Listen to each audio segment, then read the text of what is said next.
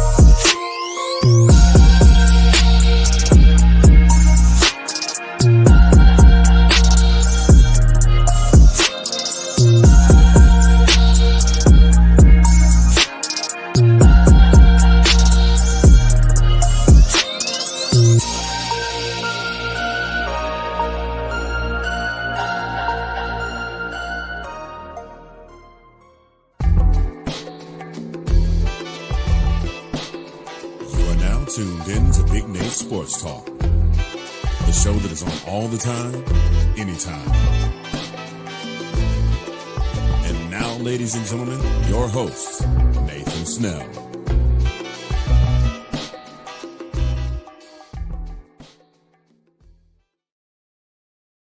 And thank you, Mr. Anthony Handy, as always, for that wonderful introduction. Good evening, ladies and gentlemen. It is your host, Nathan Snell of Big Nate Sports Talk Podcast. This is episode 406. In this episode, we are talking about the Washington Commanders, as to the title, went on a Hail Mary against the Chicago Bears. But before we get into that, just want to say up front, 407 is the Maryland Terrapins recap. We were actually recapping the last 2 weeks of Maryland football, so be tuned in for that. 405, all 3 episodes will go up tomorrow as this video is being recorded. Be on the lookout sometime late afternoon. So please continue to like, comment, subscribe for all future content. Appreciate the support I've been getting on the channel. And let's get into it. Hey, what a game. It came down to a Hail Mary. The Washington Commanders, it was a home game for us. We defeated the Chicago Bears. The final score was 18-15.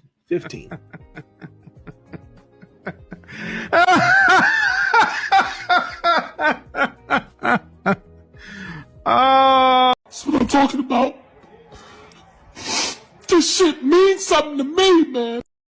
So my biggest takeaways, I want to clarify a point, and I want to give a shout out to my one of my guys, AJ. Wanted me to clarify something I said on the last Washington episode, and it was regarding Jaden Daniels and the whole injury thing. So for me, I wasn't overly concerned. This was a rib injury to me. I felt like was a bit. I think we were being dramatic.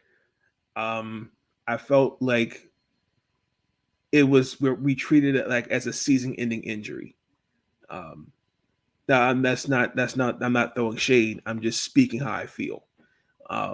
We didn't know the injury report. I'm not gonna say I was confident, but I believe he was going to play. If it was broken ribs, that's fine, but we didn't know the severity of the injury.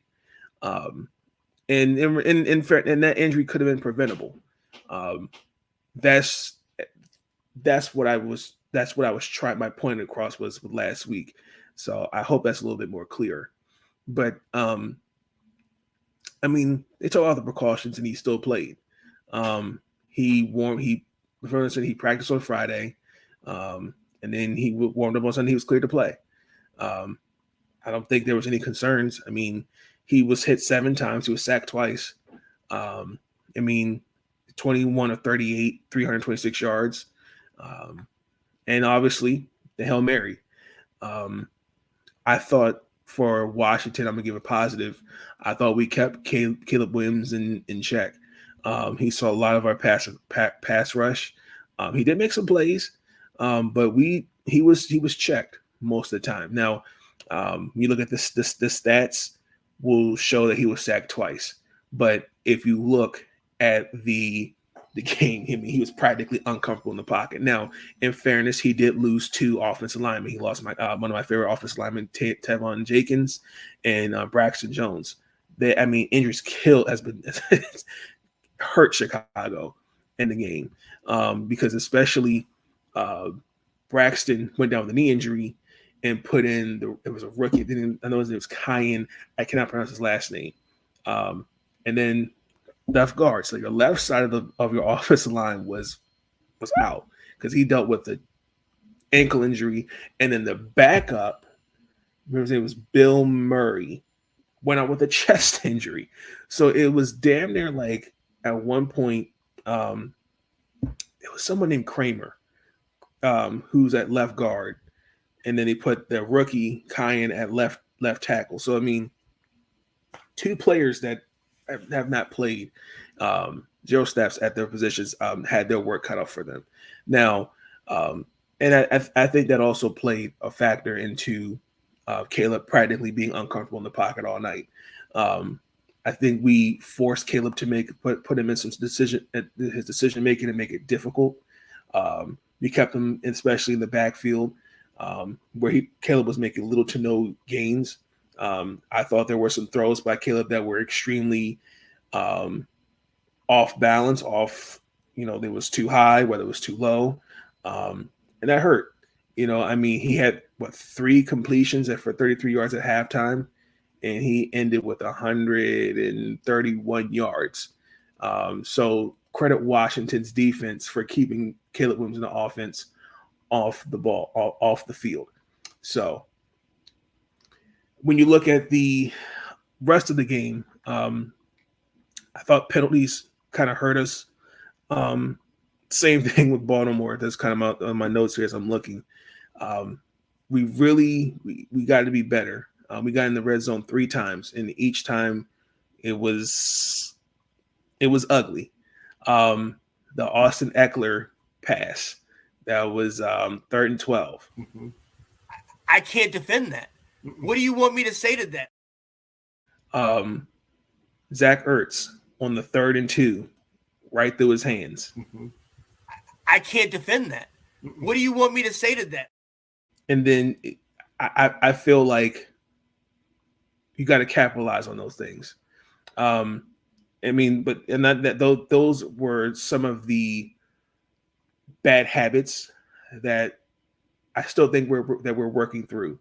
There was the false start, if I remember correctly. We were on their 7-yard line and we lost 5 yards.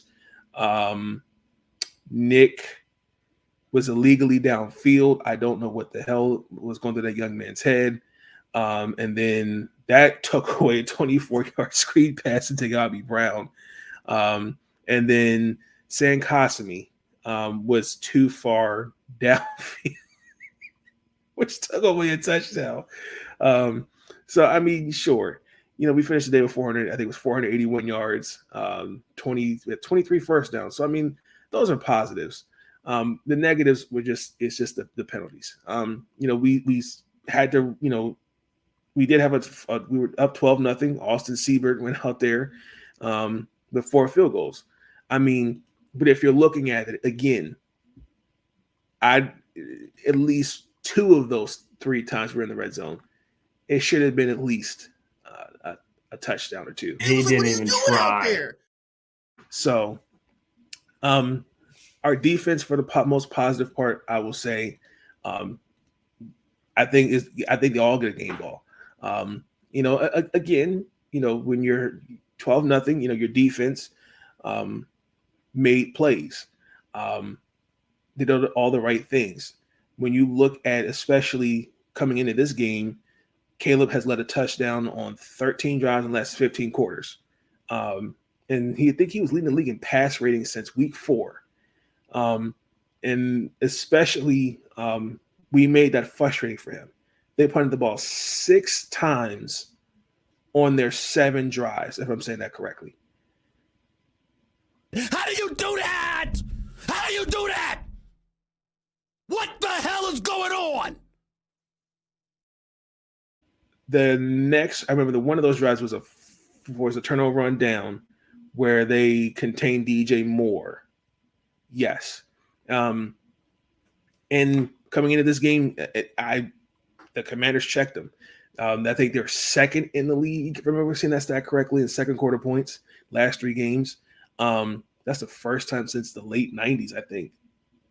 I gotta go back and look at that. I saw that somewhere on X or somewhere, but it literally was like the last, like we haven't done that in a while. So I don't know. That was interesting to watch for Chicago, and then obviously the biggest one was the play, which we'll get into a little bit more on the Chicago side. But I mean, those are my essential takeaways from the game. I still think at times we could be better with the clock management, game management. I mean, because not the inability to score touchdowns and putting away Chicago. I mean, if you look, I mean, Washington, I think equally both teams had their strengths, but I think Washington, I think you're at home. I think, I think I feel like we were the better team, and we proved it with the stats. But I mean, we didn't push Chicago away. I mean, you gave up a long run to DeAndre Swift, and that changed the game, which was 12-7 to late in the fourth quarter. We'll get into it on the Chicago side, but they fumbled. I mean, I would have liked to see some conservative. We could have been a little bit more conservative with the ball. We could have ran the ball. We could have, especially if we didn't convert, Chicago got the ball back. But if they did, Washington had like 2 minutes, and I think if in that, it was my point is that we really have to be better with clock management, game management, and we have to be a little this going forward, especially going for your own 12-yard line. I think that's very risky. And again, I mean,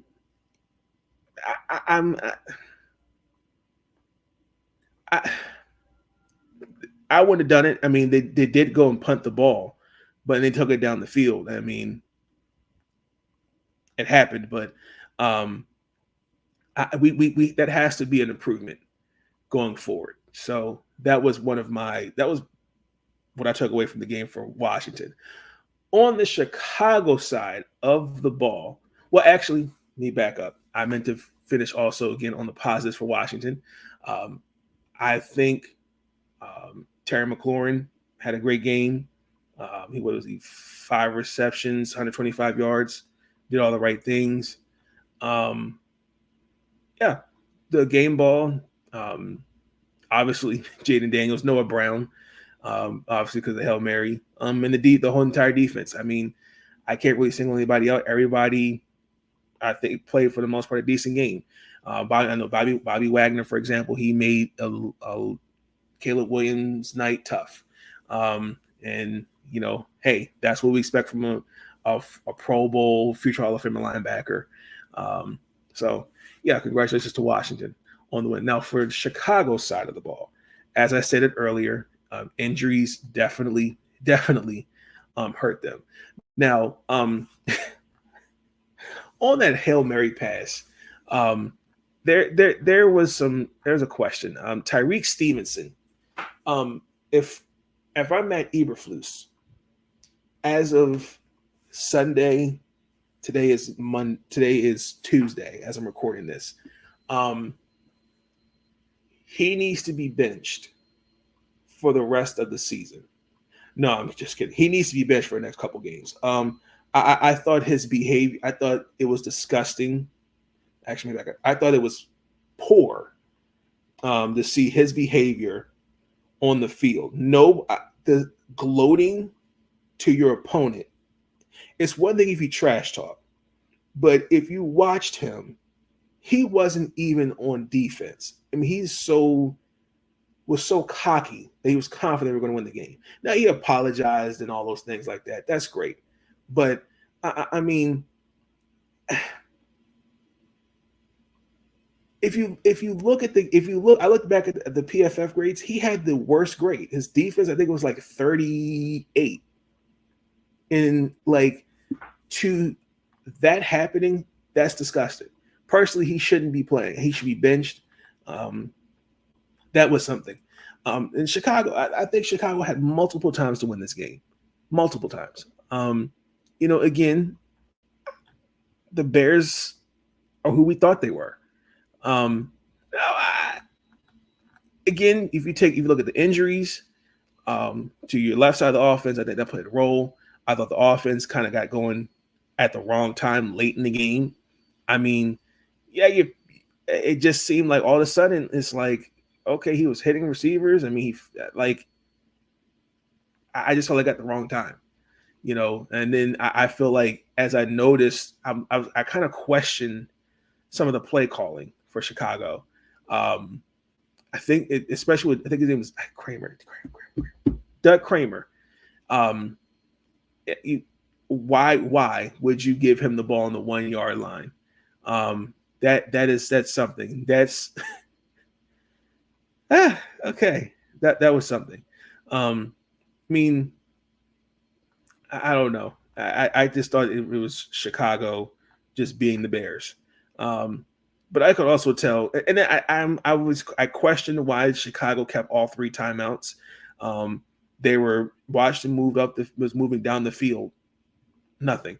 And I feel like Matt Eberflus, we outcoached him. If we're being honest, I mean, you with 19 seconds left, keep him out the end zone, 75 yards to go. 1 timeout. But I mean, again, I don't feel like they were prepared for that. And again, that's questionable. I don't think this hurts them. I have not been sold on Matt Eberflus for some time. I still think that Justin Fields. I've been on this. I've been being a dead horse on this, but I still think Justin Fields should still be in Chicago. I don't think Justin Fields was the problem. I think this offense has gotten better, especially when they had a conversation with Shane Waldron. But I've just not sold on Eberflus. I don't think he has proven his worth as a head coach, because you just question, his inability to, coach a game. And you just saw a guy that got outcoached. So, congratulations to the Washington Commanders. It was a great win. I mean, listen, when I saw the play, not too many, not too many players that say, yeah, Hail Mary. So, hey, shout out to the Washington Commanders. Great win. That's pretty much my takeaways of the game. Washington, if I remember correctly, need to check the schedule. I believe we got the Giants. We got the G-Men. We got Daniel Jones. And they're coming off a loss against Pittsburgh, so they're going to be pissed. And I get nervous because we got to face Daniel Jones as he comes ready to play against us. So, and we're actually in New York, if I remember correctly. So, yeah, we're going to take a commercial break, and we'll be right back. Producers.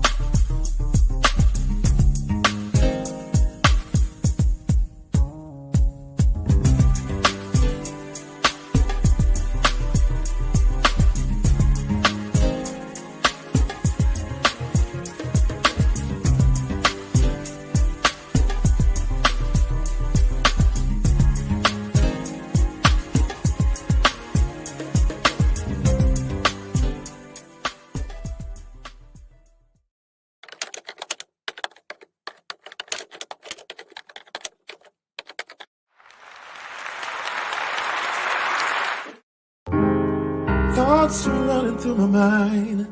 So I took some time to find a minute or two to organize them. One final thought for this episode is I don't really know how to really feel about Washington. While I'm happy we won the game,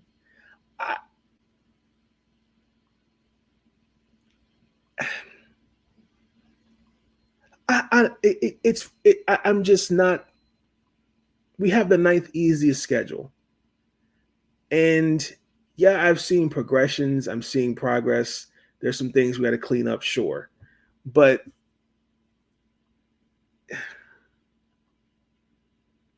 like, what? We've exceeded the wins from what we had last year. I think we're exceeding expectations well. I just think I feel like this season I'm as the season progresses, my concern is going back into old habits. I think maybe I'm overreacting. Maybe I'm just delusional in what I'm seeing with the Commanders, but I mean, I don't know. It was a great win again, but I don't know. It's just something about the schedule. It just, I don't know. I'm happy because we're still in first place. We're doing all the right things, but again, you have the 9th easiest schedule. And really look at the rest of the schedule. Pittsburgh, I think that's going to be a challenge. Philadelphia, that's a challenge. And then the Titans, that's a joke. The Cowboys are the Cowboys. The Saints are not the Saints. And then the Falcons, I think that's going to be another good game.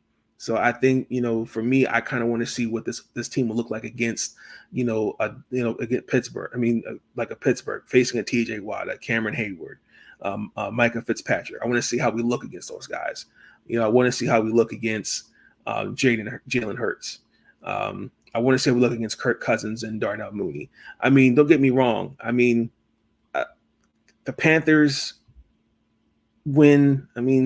Beating the Panthers, that was a one-sided game. But then when you look at this game, I really wasn't truly moved because I felt like it should have been like at least 28-15.